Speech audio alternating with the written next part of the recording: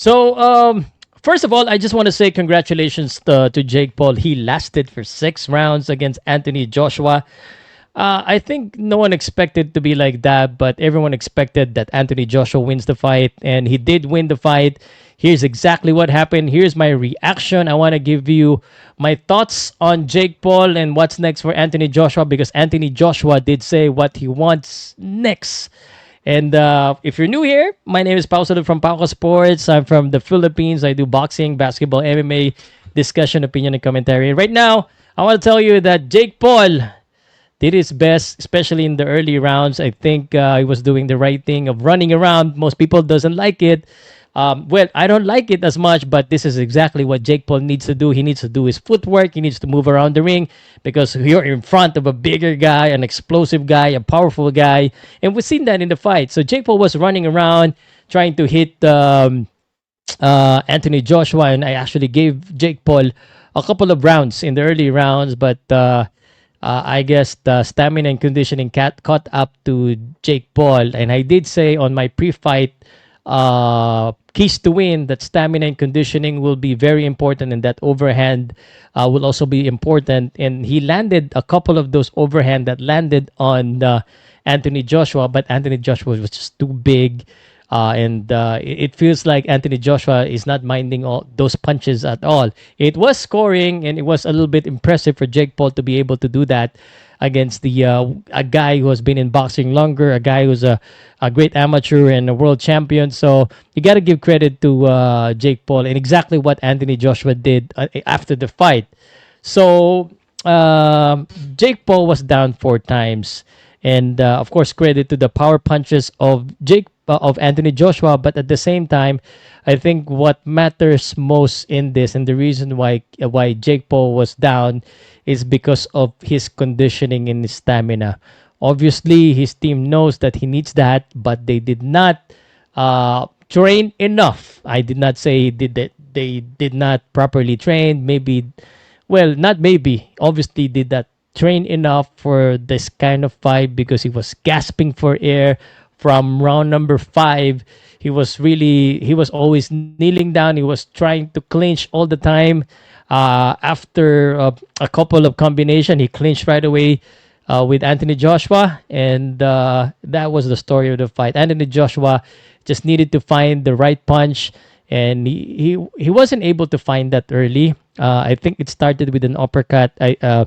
Because Jake Paul knows what to do after the combination. He was ducking some of the punch, and when he landed that uppercut, it started everything. So Jake Paul was worried about the uppercut, and he started doing something else with his defense. Of course, with him being a little bit slow because of the stamina and the conditioning, that right hand landed.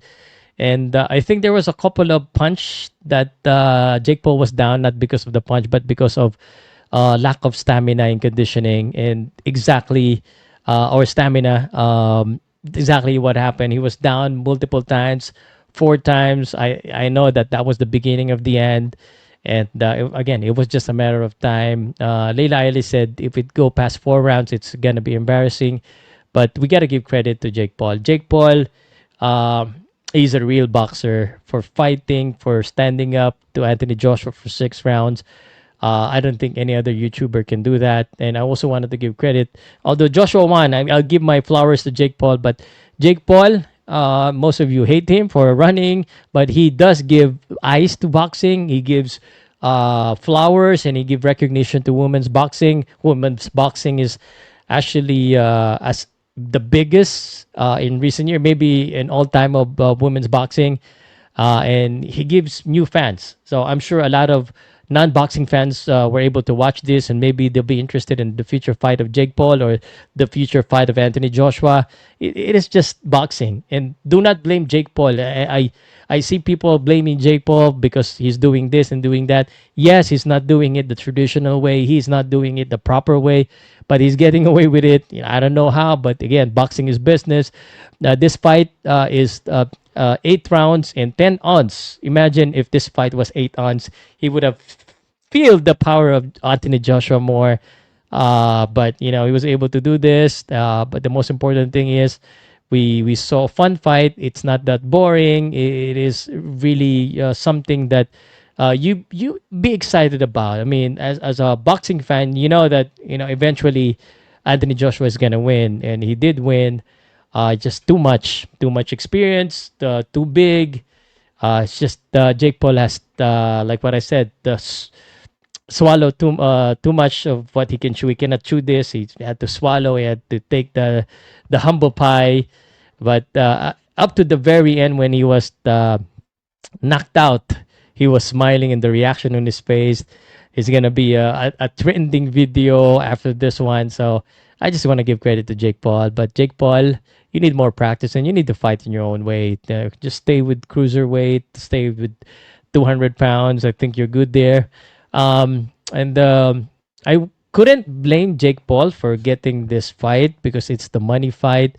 And a guy like Jake Paul, he could go with the traditional way, but who it at the cruiserweight has the name of Anthony, like Anthony Joshua, that would Netflix be interested? There's really no one, and this is big payday. This is like one fight for ordinary boxer, maybe 10 fights.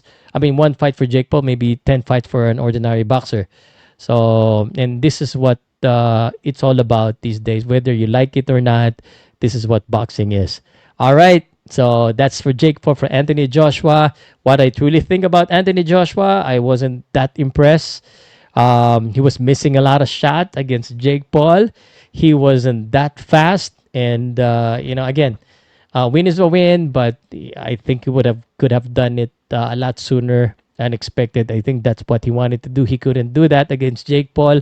What more against the fighter that he wanted to fight next? So he called out Tyson Fury after the fight. That is a very interesting fight, but I think Anthony Joshua needs to improve more if he wants to win against Tyson Fury. Anthony Joshua win the fight, but he doesn't look like the prime Anthony Joshua that we once know. But nonetheless, a win is a win. I'm sure he's gonna get better. He had the layoff. His last fight is more than a year, I believe, 2024. So, but again, it's a win. A win is a win. What did you think though of the performance of Anthony Joshua and Jake Paul? There's really nothing much to talk about here. It is expected. It is what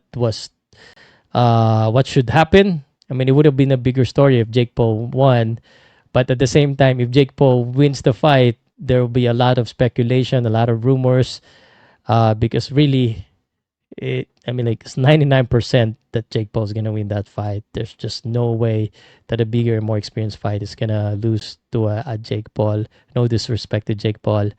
It is a win for Jake Paul in life, in money, in family, and everything. But it's just too much. AJ for the win. That's it.